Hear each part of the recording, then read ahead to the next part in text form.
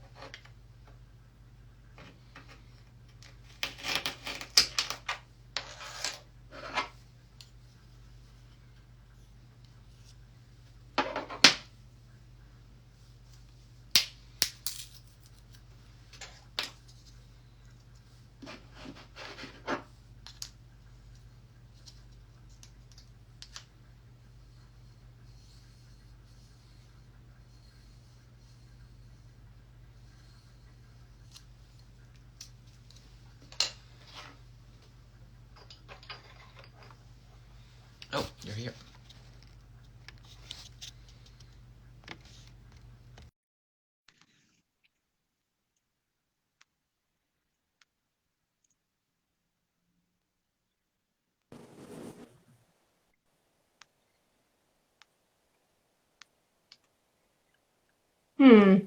Well, oh, there we are. Hey there, how's it going? Good, how are you?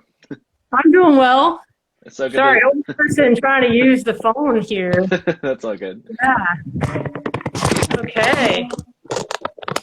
Oop. There we go. So can you see me okay and hear me okay? Yeah, that's great. Yeah. Awesome. Just gonna lower my Perfect. tripod. Yeah, that's great. Awesome. So how's everything going? Good. It's so good to see you. Very good to see you too, Logan. Yeah, so thanks for everyone for joining. My guest this week is Dr. Courtney Miller. She's the Oboe professor at the University of Iowa. She's an internationally acclaimed soloist, chamber musician, recording artist, and teacher. And she's toured the globe doing all of those things. And she's a founding member of the Boxman Reed Trio, and she's also a co-host of Reed Talk, which is an awesome podcast that you should all go listen to immediately following this episode. Yeah, so thank you so much. Yes, of course. Thank you so much for joining me. I'm excited to chat with you. Oh, I'm excited to be here. It's a real honor. I'm actually I'm a little nervous. It's my first it's my first live stream Instagram event. So as you could very well tell by the fact that I couldn't get my camera. But that's yeah.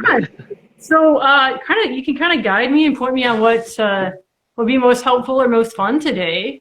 Yeah, no, I have so much I want to pick your brain about. But I guess we'll start with your cane brand and the gouge that you use.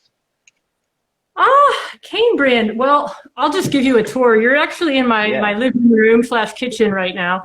You can see that this is the kitchen dining room behind me, and then this is my living room. Nice. And then my read desk is kind of right in the middle, behind the couch. So, people say the kitchen's the heart of the home, but I have, in my life, put the read desk in the middle of my first floor. The reason I was going to tell you this, though, is next to me, these is my wall of cane. Okay, nice. Then I have a china cabinet for all of my gouging machines. Well, there's only 5. Lovely. There's not that much of any of them, but so I have my cane somewhat sorted, not overly meticulously, but I have a big bin of Argio, Pisoni, Danza, Leray, assorted, Alio, Marion, Rigatti, custom cane, gold tan. So I do mix it up a little bit. And then, and then I forget about cane and I try it a few years later and I'm like, ooh, 2012, Argio, what's this like? So I would say that I like medium soft, medium hard cane. I don't want it to be so hard that it's fights me, but I there is a great pleasure in watch take my reed out of water before speaking of fighting me. Yeah, I don't want it too hard, but I don't like soft, super soft cane that you can tie in a knot, tie in a bow type of thing. Yeah. I would say that people don't. Yeah, that's fair. Yeah. So, but I'm always on the lookout for a new cane, and that's what's kind of interesting about this Reed Talk podcast I do. Shameless plug. Is everybody says their cane tips, and I'm like, oh, I should go order more cane. Yeah. I should just add to my oboe spending problem. I know. I have a cane addiction as well. So. But it lasts, you put some cedar chips in there, it lasts a long time. So it's, it's yeah. a good investment. Yeah. And what is it you put in there, you said? Oh, cedar chips, right? Let's see if I can get some out. Capital, I'll just plug everybody. Capital Cane gives you these little bags that breathe nicely. But if you keep your cane in Ziplocs, you put some cedar chips because they keep out bugs, right? Mm. So I've never had bugs in my cane, but I hear legend they can exist. Certainly don't want them. Yeah. So yeah, I just they smell nice. So my cane is aromatic in a good way. But yeah. I don't know if it's stable or not. But I've never had bugs, and I don't want them. Yeah. It's a very, very minimal investment. So you just sprinkle some cedar chips about your cane collection in some Ziploc bags. If you keep your cane in Ziploc bags, which I know is also controversial, but I do. I just living dangerously with my Ziploc bags. Yeah. Anyway, yeah. So that's my cane setup. Nice. Recently, did I already put it away? Well, recently my TA is really organized. My new TA, and she started me getting more organized with my cane. And I just went to a Hobby Lobby in Menards, 99 cents, and I'm going to start, one of my projects this COVID is I'm going to, sort it by diameter, and then the different cane types of my pre-gouged cane. Because I do care about the brand, but I really care about the diameter very much. So that's a project for me as I sort my cane. I've been previously using Altoid containers, which is nice too. There's something a little more clean and literally transparent about that. Yeah. It's super easy, I know. Yeah. But gouge. So I am a John Ferrillo student. Very proud, very honored, and very thankful for that fact. I owe him a great deal. So I do use the Harvard double reed gouge, and I have 2 of them. And for me, that's what I've exclusively been on for. Hold on. How long? I would almost, for me, probably 2007-ish, 2008. Okay. Nice. At the time, I have an Inaletti that I used to use a lot for student reads, and I haven't made student reads in years, really. The pandemic is a new chapter, so I'm starting to bust out my old gouges. My first gouge was a Ross at Florida State, and I like that gouge.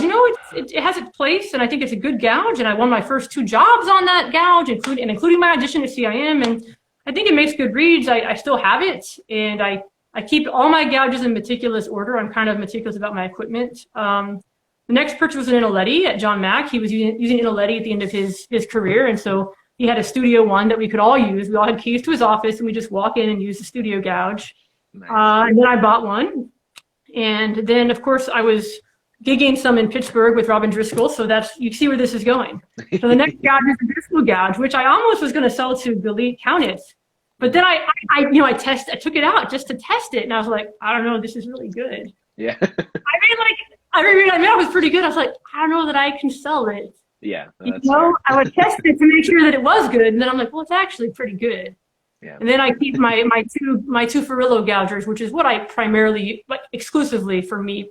The others are just for backups for dark days. Yeah. But student reads, although I am enjoying, it's kind of been an experimentation process over the pandemic.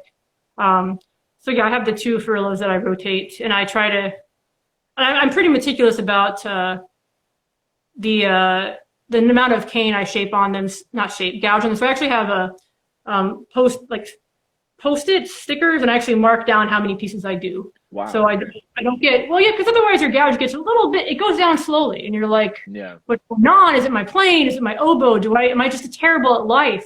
And you're like, well, maybe you've gouged like 300 pieces on this blade, and you should just get a new blade. Yeah, that's a really great idea. Yeah. But I don't want to give the impression that I'm like super organized or clean. My read desk is like a beautiful read desk, and then I have like 5 inches that I can actually use. It's a beautiful desk, and I'm like, here's my workspace. Yes, that's all you need, right? That is. Yeah. That's love, Yeah, lots of that, yeah.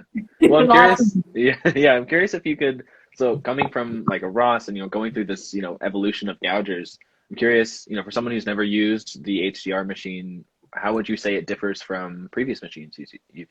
Oh, I have to be careful because I'm in public. Yeah, I know.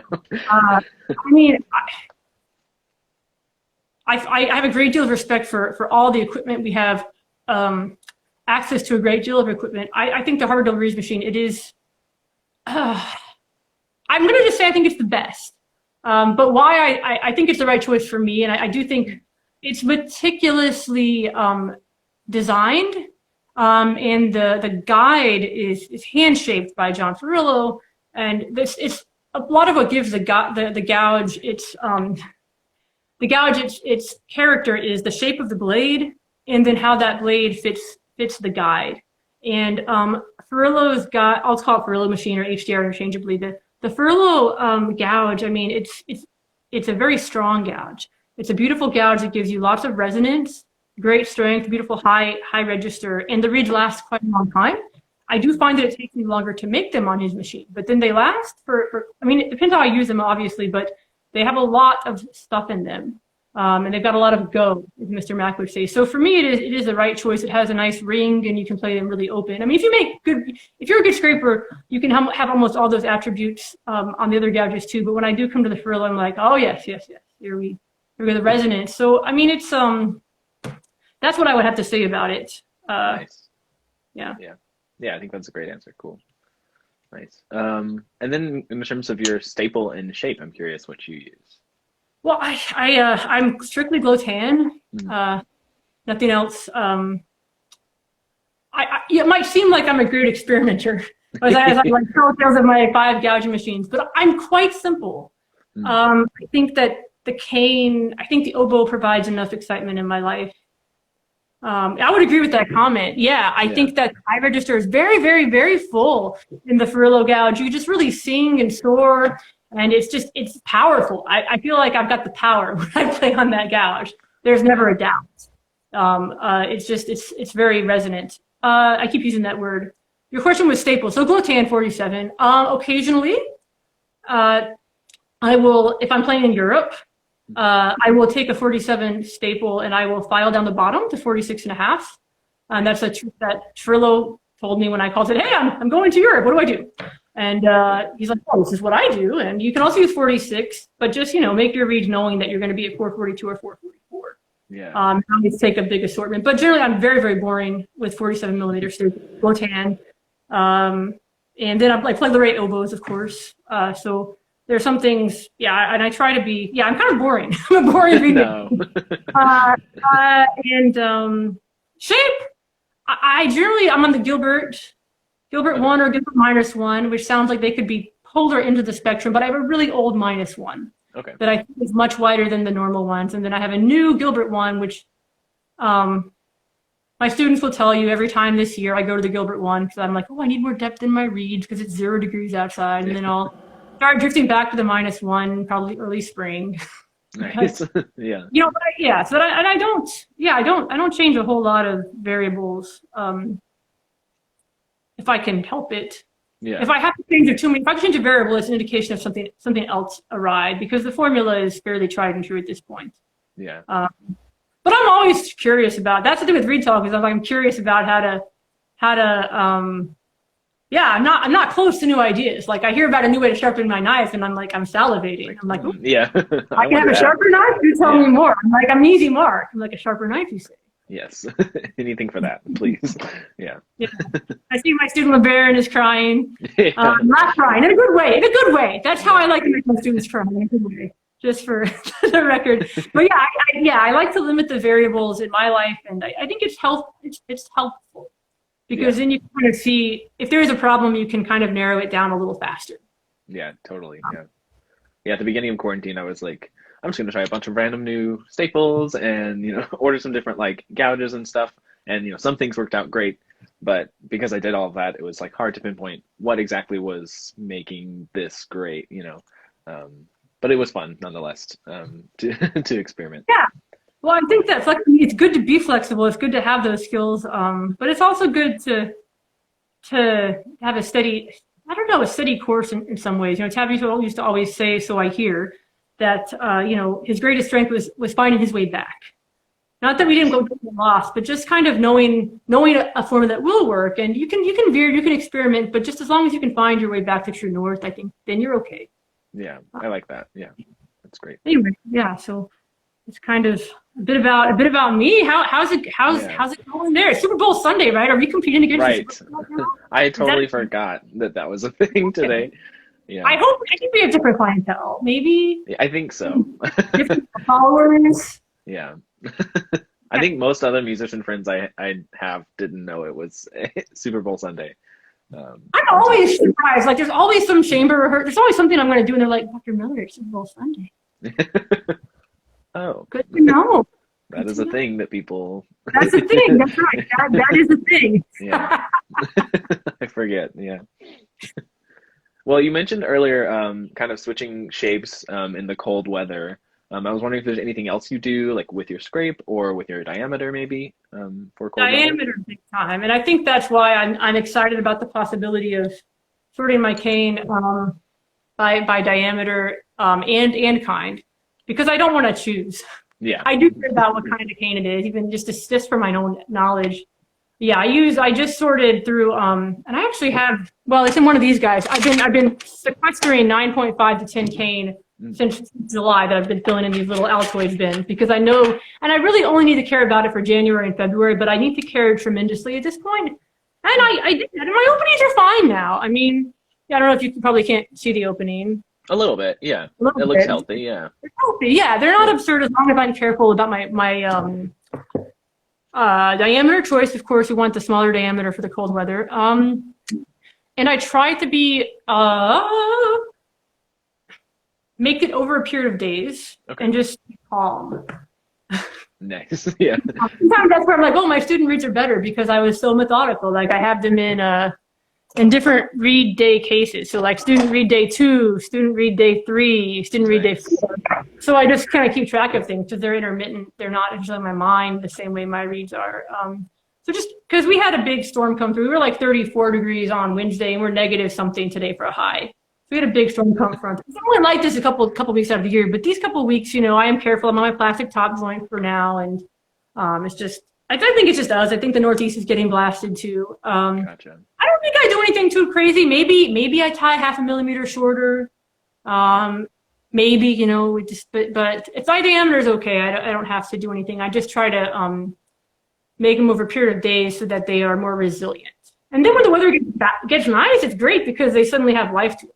They're like, I work in 0 degrees. I'm going to be great in 20 degrees. Yeah, I love So that. they just kind of keep get rejuvenating with the spring, we hope. Nice. Yeah. Nice. So that's it. They're great questions. And sorry if I just ramble too long. Feel free to guide me. No, that's okay. I was just gonna say that, like, here in Seattle, it's great environment to make reads, but occasionally it'll get kind of like, we won't have rain for like a week or two in the summer, and then all of a sudden it'll rain, and I'm like like so thankful that it rains, because my old reads just open up and they want to sing, and it's such a blessing. Beautiful. So I've seen a lot of people have joined. I've seen a lot of friends. I want to give some shouts out to some people, you know, Rachel and all kinds of awesome people, and Anish, wonderful. And I just saw that Wagner Lopez joined. He's a bassoon player from Brazil. I had the great pleasure to work with him for his doctorate. So shout out to him and his wife, Curly, and of course my student, LeBaron. So if I missed you in the chat, it's because I'm old in technology. I'm like, what is this Instagram thing? But it's really great to see you, and virtually, yeah. So that's yeah, I love it when the weather gets a little warm, and if you can make a read work in, you know, cold, dry conditions, they'll come back. Yeah. Come back. Yeah, definitely. Yeah. Yeah, so I guess that brings me to one of our submitted questions. Yes. Which kind of relates to what we were talking about, like finding vibrancy in the winter months. Do you have any tips for achieving just generally more vibrancy in your reads and more life? Yeah, and I might be able to demonstrate this, and it's a little bit like there's no plants on today's read show. Like, whatever I'm going to crow, I have not crowed them today. I really haven't seen what they're going to do. But I would say that there's something called a gaggle that we want to. It's when the whole. I think this read's going to do it because I've been soaking for like the past 5 minutes. So I think it's going to be a little wild. We'll find out. Well, it's okay. It's fairly civilized. I'll look for something like a second day student read box that'll have a good gaggle. But essentially, the gaggle is something that it's it's a little wild, but the whole reed's vibrating. And I like to get the whole reed vibrating. And I start from the tip down, and then I just refine it. I think it's easier to do that than to try to add vibrations to something that's stiff.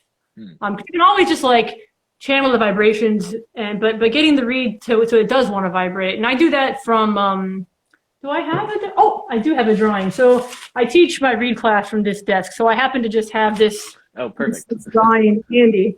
So I think a lot of the vibrations come from what I call the pie slice, but essentially it's the inception of where the tip meets the heart. Some people scrape the back for vibrations, which is good, but really, if the vibrations have to get from the tip down the reed, and that's the best litmus test for that is that inception area. We don't want it to, we all know what we want, it's hard to get it. We know when a reed looks good and we're like, oh, I should do that again. Yeah. But yeah, so I think that's the area to go. And sometimes if it's not obvious for me to do, if the reed is over soaked, like this guy's kind of heading that way. If it's not obvious tomorrow, I'll just put it away and tomorrow it will be more obvious because, because as the wood dries, how many of you out there are like, my cane grew, my reed grew, it got harder overnight. You all feel that way sometimes. And, I was younger, I thought, well, how is my reed getting harder overnight? Like, what changed?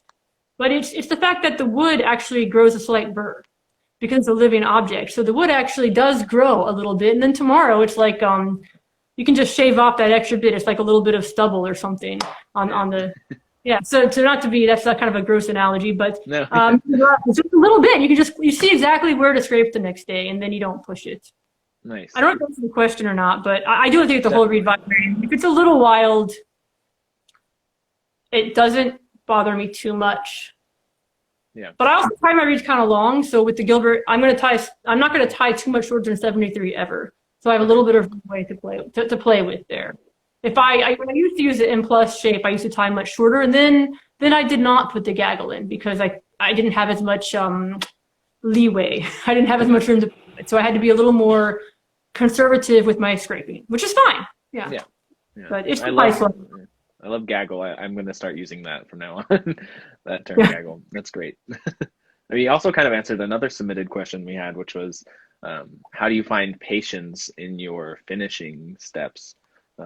Which is a challenge for all of us, I'm sure. But you kind of like you said, if you can't pinpoint what's going on, put it aside and come back. Yeah, I mean, it depends how desperately I need to read too, how patient I am. Yeah. And I see we've got Crystal joined and Madison joined, so we'll just say hi to them as well. Love to see you here today. I wish. I would say that 90% of the time when I ruin a read is because my knife isn't sharp. And the other 90%, because my math is excellent, is just because I was impatient. Which goes to why my read wasn't sharp. Why my knife wasn't sharp. And why am I impatient? Probably because I'm either desperate for a read or I want to prove something to myself that I can't. I don't know. It's like, I have to have this read tonight, or I feel bad about making a read over 4 days, and that's still a guilt sometimes. It's a falsehood. It's a lie we tell ourselves. Yeah. I'm going to do a shameless plug here, but I wrote an article called "The Joy of Scraping" that was published by Tim Fiel on his website, How to Make Oboe Reads. Which, I think it's a good article. It's very non-specific in regards to setup, but a lot of it's the mindset of it. I think Jessica Warren also has a lot of wonderful tips on this in her mindfulness post. But yeah, I think we all hear about the 10-minute read, and that's great, and we should be able to do that. But the best reads are often made over a period of time. And there was one, especially with the Ferrillo gouge, it can be a big gouge. And I was talking to John Ferrillo. I used to work for Harvard Double Reads and manage the company, so I would spend several hours just every week at his house on Sundays, either working on gouging machines after my lesson or doing bookkeeping or anything like that. And you have this guilt. I'm like, Mr. Ferrillo, I've been working on this read for 2 or 3 days or 4 days. I think it's still really hard. He was like, well, it'll probably be a read next week. Nice. Okay. Fair enough. So I think don't force the read. If it wants to read next week, it'll just last a long time. So, not forcing the read to be something that it doesn't want to be. I think we ruin reads sometimes doing that, because instead of letting it become what it was chopped up to be, instead of letting it become its best self, we try to conform it into an image of what we need at that day. So anyway, let the reed be its best reed, and it might be a Mozart reed, it might be a Mahler reed. But yeah, but I do fail. But mostly when I fail, it's due to impatience and dull niacin. They are very much intertwined. Yes. They are related. Yes. They are not mutually exclusive. No. Yeah, Tim Gocklin said, I love that. Oh, thank you, Tim. Thanks for joining in. Someone else asked, do you ever find the Farillo gouge to be finicky? Oh, I think that any gouge, if the blade is not centered properly or if the blade is dull, can be finicky. Mm-hmm. I will say if it is set up properly, then no. If the blade is if the blade is not centered when you put it in, then it can be more finicky. But I would say that that's probably true for any gouge, except for the Inoletti, because that's a different type of gouge. Yeah. But that's a good question. I would say that almost everything we do is, as oboist has a very small margin of error, especially when we're talking about a 0.5 millimeter and we freak out. Or we're talking about 5 micrometers and we're like, oh, you say you gouge at 64. Do you, as our eyes get wide, 64 micrometers? And it's like, that's the same thing I'm going to say all day, 64 micrometers. And that's like an absurd statement that's crazy, but it is. We're like 64. Whoa. I know, it's like, it's a horror story right there. It's the beginning of a horror movie. Yeah, seriously. But yeah, so Cameron, if you are, I would say maybe send it off. And it could be that it needs a little bit of guide work or that the blade just needs to be replaced or centered. Because, and sometimes I need a third party to assess that, myself included, just some distance with all gouges and with everything sometimes. Yeah. We do get by with a little help from our friends, and I'm learning that more and more. Nice. Yeah. I'm curious what your biggest takeaways from working at HDR, especially working on that many gougers, right? I'm sure you picked up a lot of skills there. That's crazy. That's a crazy long question. So many things. But here's the thing. I'm not going to pretend to be something that I'm not. I'm very well trained on gouging machines, but it's not a passion of mine. Okay. Yeah. I can be and I am self-sufficient, but there are people who really love it. And I'm honestly, I'm not one of those people. So I absolutely worked on it, and Farillo would have me check things and he'd have me work on things, but there are people who are more naturally gifted at it than I am. So I did I did some of that. I organized every gouging seminar, and I did spend hours every Sunday working on gouging machines. But it's not, I'm not overly gifted at it, if that makes sense. There are people who really have a knack for it. And I'm embarrassed to say that, maybe I'm not embarrassed. I guess we all have what we're really good at. But I learned a great deal. These are experiences that, it's hard to sum up. I guess I could be specific, but just watching, I'm just very grateful for the years of apprenticeship and just watching him work. And and then, I will also, learned a lot about business and a lot about software and setting up websites. And you learn every skill, a little bit of customer service. You also just learn in awe that, these great artists, they work really, really hard. And they're working around the clock too. If we ever think, I'm working really hard, well, your mentor or your teacher, or, they're working just as hard, if not harder. I would say that's what I found out. Nice. So just immense admiration for, and the company, also they work very hard. They're good people. And it's a company that is driven for the quality of tools, and it's not driven to make a huge profit. So they are motivated by quality of tools and resources for oboists. Yes, Which is obviously we want to make a profit to stay afloat, but the tools and the artistry that the tools allow is the main focal point. But I guess maybe I learned that gouging machines are not my true love. I love when they work. But I don't want to pretend to be like I'm some gouging guru, because that would be false advertising on my part. Okay. Yeah. Well, no, that's a good takeaway. I think, I have a dream that I will love working on my gouger, but we'll see what happens when when I learn more. But Well, it's easier to work on other people's gougers than your own. yeah, yeah, Almost like if you just switch gougers with somebody because the emotional is not there. yeah, And then I maybe get trouble through a little bit easier actually if it's not my own. It's hilarious. It's a crazy thing, yeah. But but the skills but the knowledge I have is I'm very, very grateful for it. yeah, definitely. Nice. Well, do you have any reads you wanted to show us today or work on? I don't know. I don't know how good the sound quality is or my awesome camera work. This is the Ferrillo gouge, and I think it's its third or fourth day. I'm not sure. A lot of times when I tie a reed, I'll just leave it shut. But it's winter, so I didn't do that. So I just clipped it open and got it to Jessica Warren. My own gougers always need more Well, TLC. she is the gouging guru. She is one of the people. She has the gift and the hard work. But yeah, she's a natural experience. And I don't, like I said, I don't want to be a poser. So this guy, when I just got it crowing C-sharp like quickly. So he's a very stable reed. I didn't know if I was going to do any finishing touches on it. It responds pretty easily. And it has the 3-octave crows. I don't know if you can hear that. I'm not really getting a gaggle. I thought I might just see if there's any finishing touches. I played on it for 20 minutes yesterday, so it's near done. Yeah. And then I thought I might also take out like a student day 2 read and just take something that could be anything at this point. It's probably going to be crowing a C or C sharp. Other than that, I have no idea. Right. Yeah.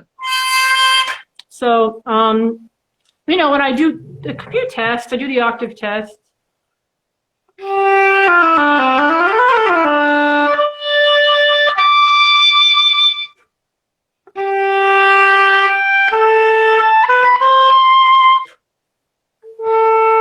So I would like it to respond a little bit better. There's a slight hesitation. Just have a look at the tip. And if it's not obvious, I'm not going to do anything because it has been soaking, like hanging out on my desk the entire time we've been talking. Yeah. If I'm looking, and I'm just, sorry, you can't see me, I'm just essentially spinning the reed like this, looking for inequalities in the inception. And I'm looking at the profile. And I see that on one side, I'm just going to do a little bit without the plaque in to make it a bit more balanced. Nice. And it's just a little bit, digga down. And then I'm just going to a little bit in the heart, not the heart, but the windows here. But this guy's pretty nice, but I do want to get a little bit better response when I play into it. Picky thing. So that made a difference. Yeah, definitely. Yeah.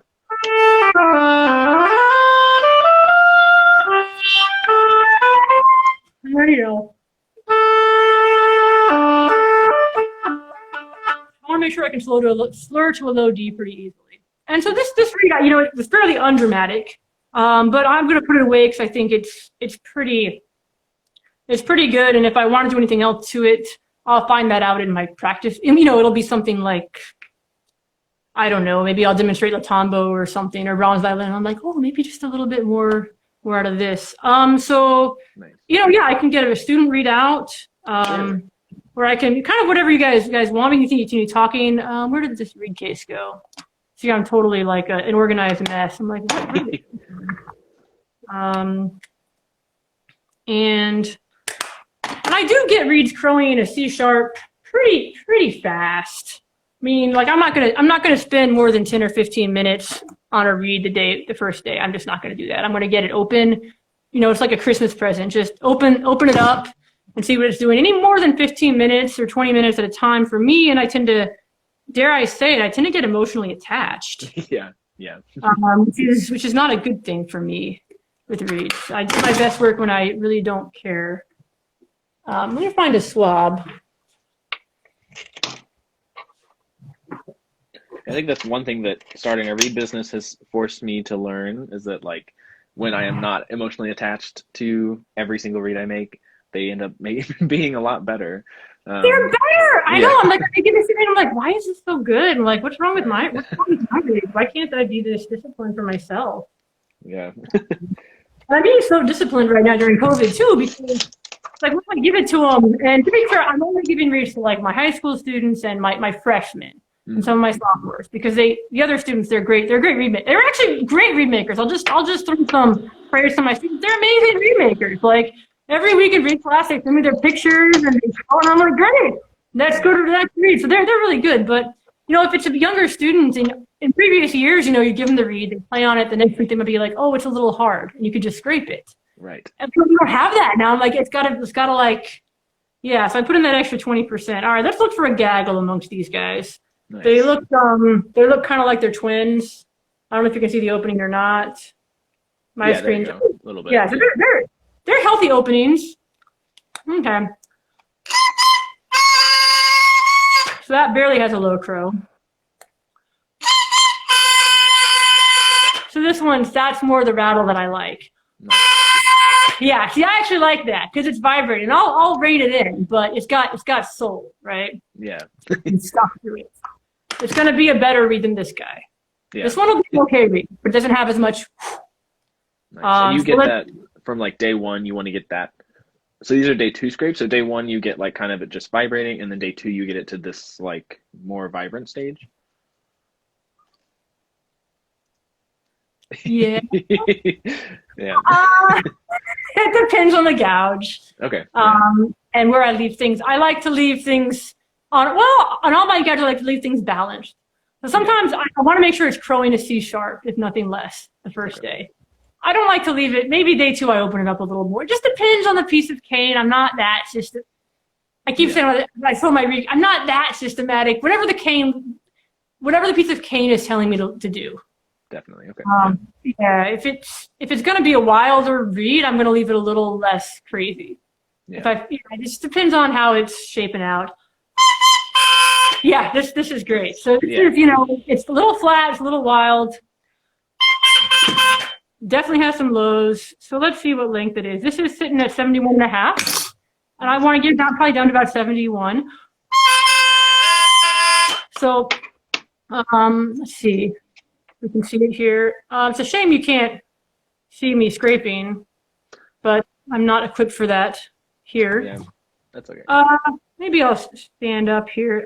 So I'm just going to go over the tip, the inception area, and then just go the exact same angle on all quadrants and just take a layer off. Woo, that's nice.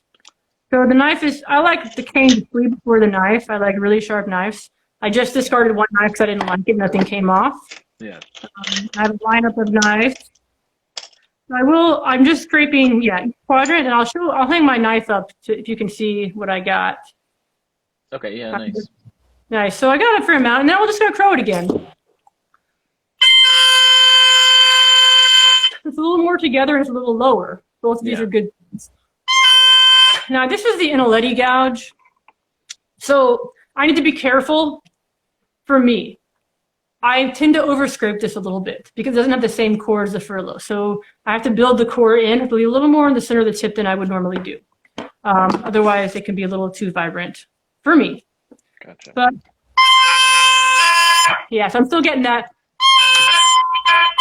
rattle. So I want to clip that out. Zach Bowden just joined. Who joined? Zach! Well, hey, Zach! So the rattle's already just that little clip. The rattle's getting better. And I like to scrape a little bit and define before I clip so that when I clip, it's not hard. Nice. See. So that's a nice balanced C sharp now, yeah. And that took about 3 minutes. Now, I don't know what this is going to, I have no idea what this is going to sound like in the oboe. It's a true statement, especially because it's the Inaletti gouge. I'm not accustomed to it. Yeah, yeah. So sometimes they're a little more, dare I say, brighter than I expect. But it's a very vibrant gouge. So.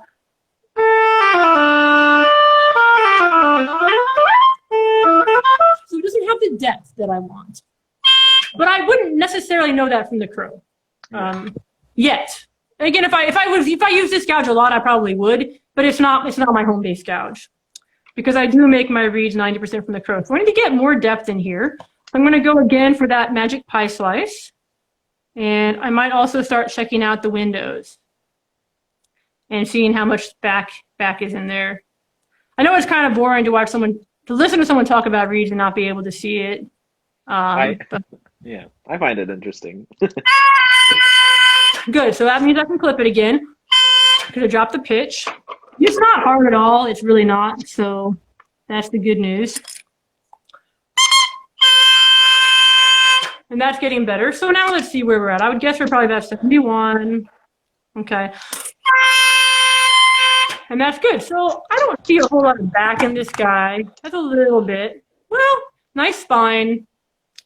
Just going to take some nice long strokes out of the back. And I take very long measured strokes out of the back. And I'm not really concerned about flatness on this gouge in the high register either. So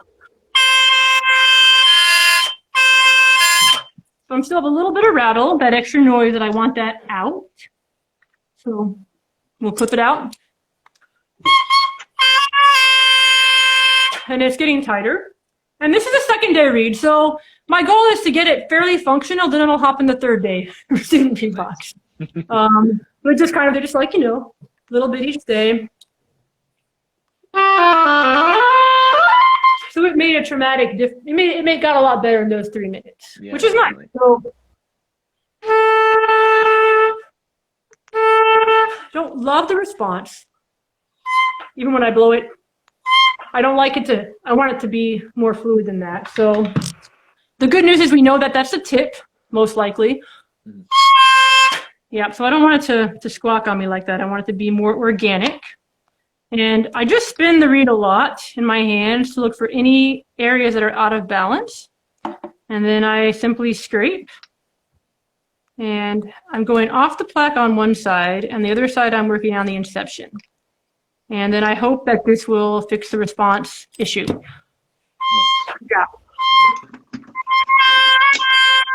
And it did. It's jumping a little bit to a C sharp, but I'm going to leave that be for a moment.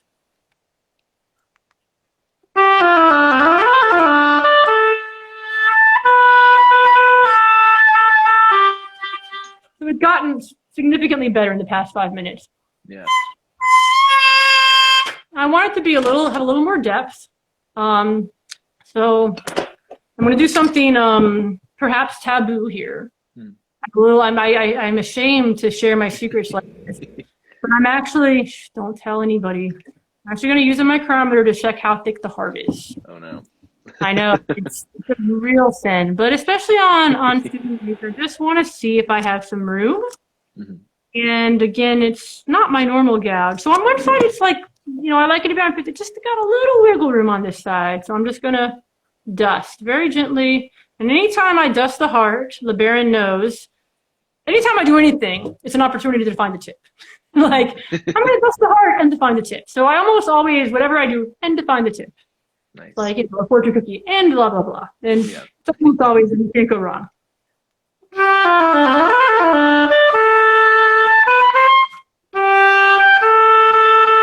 I say that, but I might have gone a little wrong in my cockiness.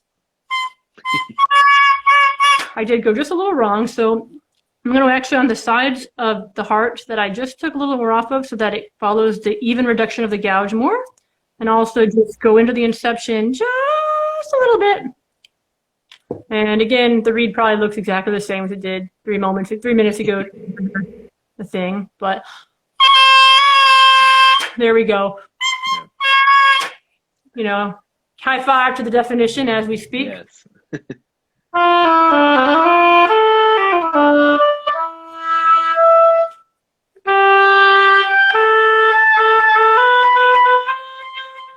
So this is a very light reed, and it's actually gotten sharp on me. Funny how I took out of the heart. I wouldn't have predicted that. So I'm going to, at this point, take a little bit out of the back on one side for evenness. And I'm probably about ready to put it away because it's only a second day read and I've made it better. Yeah. And, the next step may not be obvious to me today, but maybe tomorrow it will be. That helped. Okay. And it's definitely not flat. So, which I thought maybe it might have gone down a little bit from what I did, but it didn't. Well,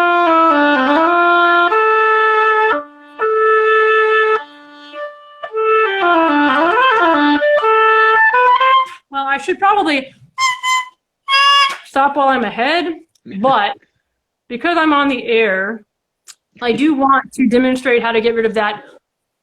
There's a little bit of a fuzzy quality that this reed has that I don't like. So I'm going to, it's the same area, it's the pie slice. I'm just going to go after that and how the heart goes into the tip to get a little bit more depth and get rid of the fuzziness. And then I want to be able to clip it. But in order to do that, I have to bring the pitch down a little bit. So that's the pitch floor. It went down a little bit on me.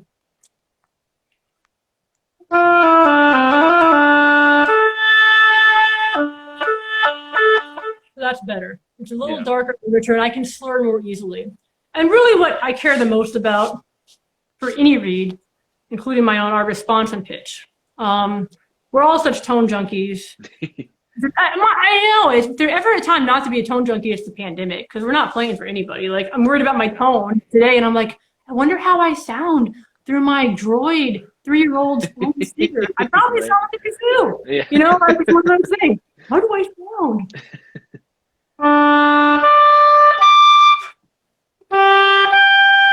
You know, so this reed has a whole range and it responds pretty well. I'm going to do a low D aspirated attack. It's pretty good. So this is going to go to the third day reed box. I just got this new label maker. I'm really looking it up. It's actually ridiculous. So we're going to go over here, and then I'll probably play on a little bit tomorrow in a student's lesson, and then it'll go to the sanitization.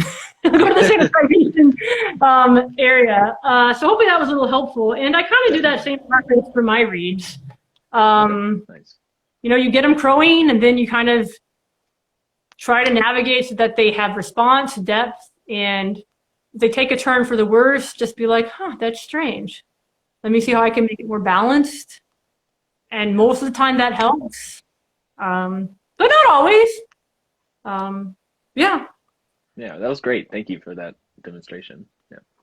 Well, you're very kind. I haven't gotten this much positive feedback in like, this is great, Logan. I'm just like that was great. Oh, dude, when I'm feeling down in my reed desk. Yeah, just anytime I'll just pop over and say it. That's great. You're doing good. Thank you, Logan. I appreciate that. You're great. I appreciate that. No, we just need that on our reed desk. It's like a little like bear that would be like, you're awesome. Yes, yeah. I might get one of those. Yeah, just to say that, you know. Yeah, that would be great.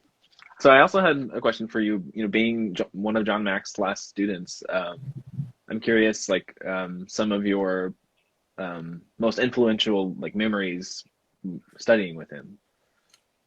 Oh goodness. Which is also a very hard question to answer. Right. Well, I think that and what did I learn from working with John Frill at Harvard Double Reads for 4 years? I mean, books and books and pages and pages. I think that, I mean, so much. It's funny, a lot of Mac students, we get emotional sometimes when we talk about them. I think that's a trend across the board. Everything is possible. I don't think there's ever a moment he doubted us or doubted our ability or doubted, everything was easy on the oboe. And if it wasn't working, he would just take it out of your hands and he'd scrape the inception. He'd get a ton of cane out of there, and then the reed would work, and he'd hand your oboe back. And if your oboe wasn't working, he would take your oboe and adjust it. And if your oboe was out of tune, he'd take your oboe and he'd take it apart, and we'd help him put nail polish in it. And that's a lot of fun memories. But I think it's just, his optimism, his deep understanding of the music, the harmony, his love for music, his music of his service to the music, and I think, his deep commitment and service to the music and to his colleagues and to his students. He was so giving. so giving to us, as was John Ferrillo, and as was my other teacher, Eric Olson. I don't want to leave anybody out here because I owe them all so much, and they're all very, very generous to this day to me. So, John Mack, he loved us. And I think, if someone believes in you, and believes in you, has the utmost faith in you, you can do just about anything. I remember my very first audition, I made finals. I mean, I was like 20, whatever I was. It was a national audition. I was in the final round, and I came back and I was all proud. Like, oh, Mr. Mack, I made finals, and he didn't say anything. He could have knocked me down, right? Like some cocky kid, but he just was like, it's okay. You'll do better next time. I don't know. He was just, he made you feel like you could do anything. And he was harsh at times. I mean, he wasn't he didn't sugarcoat things necessarily, but, that any rebuke, and this goes for all my teachers, any rebuke that they would give, it was all well intended. So I think, he was kind of amazing. And every time I picked up the oboe, it just sounded like $1 million. Yeah. And he would demonstrate a lot. And so you'd have that sound in your ear, that thickness, and you're like, well, I want to sound like that. Yeah. So, I mean, sometimes I can talk about him now, with a lot of joy. I was a little sad when you asked me about him, but I don't know why. I think it's just the pandemic, just thinking about things memory lane. But, we owe all of our teachers so much because we're all punk kids at some point. Whether you're a punk kid at 18 or 21 or 30 or 38, you look back at how you were and you're like, my God, I'm wondering them throw me out the window. I mean, even John Mack, he gave us a key to his studio.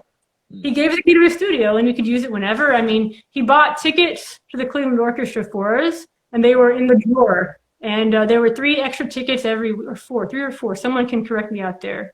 They were, and they were one in the dress circle next to him because he was recently retired from the orchestra. So every week we would just go free to the Cleveland Orchestra. I mean, student tickets weren't that expensive, but the oboe studio, we didn't have to do that. We just there for us. So, and he was always there for us. So, it was an interesting time when I studied with him. Some would say, well, he was past his prime. I don't know, but I will say that teaching was his life when I was with him because he was retired. So I saw him 4 times a week. I mean, he did the sectionals, he did all the wood chamber coachings, he did studio class, he did the woodwind reading. So I mean, I would see him all the time. So I don't know, it was an advantage as well because and if you had something going on in your life where you needed more help, he was very, very generous with his time. He would just say, well, here's my planner, pick out a time. And as long as you were prepared, he would teach you more that week. If you weren't prepared, he would throw you out. He said, when you're ready. So there's a double edge to that. But if you were prepared and you were working hard for something, he was very generous. And I try to do that with my students as well because, it's the grace that's shown us. So anyway, we could talk about John Mack for hours. But We could. I don't want to it's extreme passion. And I just, but, all of our teachers, Olson, all my teachers, Olson and Mack and Ferrillo, it's a great debt. For sure. Yeah. That I hope. Yeah, definitely. Sorry, that got very serious. No, thank you for sharing that. We're talking about Reeds. How could anything get so serious? But no, I love that. I mean, it's a passionate subject. He was John Mack. Yeah. Right. Yeah. I guess that kind of draws me to another question that was submitted. So you're kind of talking about how important our teachers are, which I totally agree. And I definitely draw a lot of inspiration from my teachers. I was wondering, what other ways do you draw inspiration for your oboe playing? I think any great artist, watching any great artist, so listening to great singers, violinists, YouTube. It's funny. I look. Well, I'll just show you. I can just show you. I have this ridiculous collection of a small number of DVDs. I don't know if you can see it or not. I'll just pan my cluttered kitchen and all the boxes that I threw in the kitchen because I thought that I was going to hide it from you guys, but I think I just showed it. Anyway, yeah. So I have all this great CD collection and music that I used to save on my external hard drives. I used to go to the Cleveland Library and just download, check out CDs and import them. YouTube is an amazing thing, and I think that we have just any beautiful music is at our fingertips now. Yeah. And even on Facebook, all the live collaborations people are doing now. I would say listening to great music, no matter what the instrument is, inspires me and convicts me. Yeah. I would say definitely convicts me. And I think that we talked a lot about John Mack, and I will say one thing about John Ferrillo is he really did he polished me. He gave me a lot of extra polish, and I'm still being polished. We're not there. I think with Ferrillo, like the scope for my imagination, like there's always more. There's always that next plateau. So yeah, listening to music that has meaning by how it's played or the composition or both. And it's not oboe, but yeah, just that's all right. I'll stop repeating my answer. I'm on my read podcast. Great. I noticed that like I repeat my questions like I repeat them 3 or 4 times, and then I edit it out so I don't sound like that. God, I'm so repetitive. Nice. I say the word nice almost probably 20 times every meeting and reading. But it's shocking when you get a script of what you say. Yeah. Like, I could stand to widen my vocabulary a little bit. Yeah. It's not awesome, even when it is. Yeah. Clearly, pandemic, everything's awesome. But, yeah. Yeah. What about you? What do you find inspiration from, Logan? That's a good question. Listen to a lot of Bach. He's kind of been keeping me going through through the pandemic. I draw a lot of inspiration from singers, especially early music singers. What else? Yeah, sometimes I'll draw inspiration from even just some like R&B singers who are just so like committed to what they're doing and so powerful and they're so convincing, right, in what they do. So I draw a lot of inspiration from that. Yeah. Right. I mean, this is not really R&B, but I mean, Mahalia Jackson is one of my current go-tos. Her and Ella, and they're incredible. Especially just I like some of. I'm not that knowledgeable about necessarily current R&B, but any genre of music can be a ridiculous inspiration and escape, and then you come back to what you were working on, and suddenly Bach makes more sense. Yes. Yeah. I had a student do a presentation on the similarities between heavy metal and Baroque music last semester. And it was very interesting. Yeah. I made my students do presentations. Nice. Yeah. But that's awesome. Yeah, it's good to find inspiration, and it's healthy to be off of the read desk. And one thing in the pandemic that's interesting is, so we all know this is my home now, but upstairs is where I teach, and so my teaching is separate from my read desk. So I just take a read up there, and so they are separate spaces. Nice. So I just make sure when I'm up there I'm playing, which is really it's quite freeing. That is freeing, yeah. Yeah, I find so I practice right next to my read desk, right? So a lot of times I get sidetracked, right? You know, I'm like, I can do a little bit more here.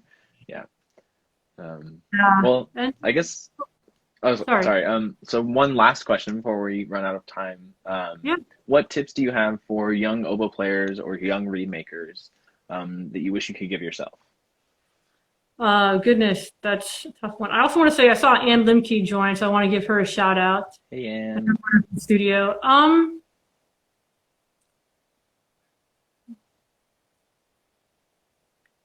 Well, I mean, sharp knife is always the go-to, but I have no advice. Clearly, my silence. Nothing to say. I think that. I remember when I was younger, when I was in 8th or 9th grade. First of all, my oboe teacher in high school was also a wonderful teacher, and he did not really stress reed making. And I'm so glad he didn't, actually, because I think that it was like, oh, it's fine. But I remember I thought I was gonna learn how to make reeds, and it's gonna be like tying a shoe, like riding a bike. I can't wait till I learn that. Right. And and now here I'm like, can't wait till I learn how to make reeds. But it's an art form. Be patient with yourself, and you are more than the reed. So you will communicate what you need to communicate regardless of the reed. And if you just keep making them, but patience and self-love, I guess. My reed woes have gone, I mean, okay, I can't say that because I don't want to like lightning bolt from heaven to like around for you. But I think studying with John Ferrillo gave so much knowledge and maybe a little more peace about reeds. Like I said, I don't want to tempt fate or anything by saying something like that because we all have our days. But we are more than our reeds, and they, we define them and not vice versa. Nice. I want to write that on my wall above my reed desk. That would be great. Well, yeah. Mr. Mac used to have, never take no from an inanimate object, and it was crocheted and framed on his wall. And Frank Rosenwine still has it up there, to my knowledge, last time I was there, which is kind of sweet. Yeah. Yeah. Nice. Listen to your teacher. I guess that's the best advice I would share. Yeah. Yeah.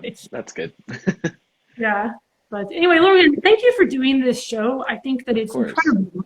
It's so nice to talk with you, and your products are wonderful. Your thread, your reads. Thank you. Thank you. Providing the service of community, especially during this time, it's really wonderful. Thank you so much. And thank you to you for Read Talk. I think we had very similar goals of wanting to provide more content for oboe players to absorb. And yeah, I've really been enjoying meeting all these different oboists and talking about reads and hearing so many different things. And I know you mentioned this about Read Talk, but I've learned so much from these talks, and I'm continuing to learn so much. So yeah. Yeah, there's always learning. That's so trite, but it's I learn constantly. Yeah, in all variety of ways. Well, I learn a lot from my students too. They're pretty smart. They teach me things. Yeah, definitely. Well, I don't know how we are doing on time, but I don't know if we're at buzzer or what kind of we have. Normally they cut us off after an hour, but we're good for now. So, but we can take this time to say, yeah, yeah, yeah. Well, but thank you so much for joining me. I really appreciate you giving us your time and energy and wisdom. Yeah, and I look forward to communicating more. Awesome, Logan. Well, have a good night, and thanks for everybody who tuned in. And shout out to you, and feel free to connect with myself or Logan if you have further questions. And thanks for tuning in, and sending love your way wherever we are in this in this pandemic. Yeah. But have a good Sunday, and we have to tune into the Super Bowl now and see what's going on with that. I forgot again. So yeah, we're like, oh yeah, the Super Bowl. Right. All right. All right. Thank you. You too.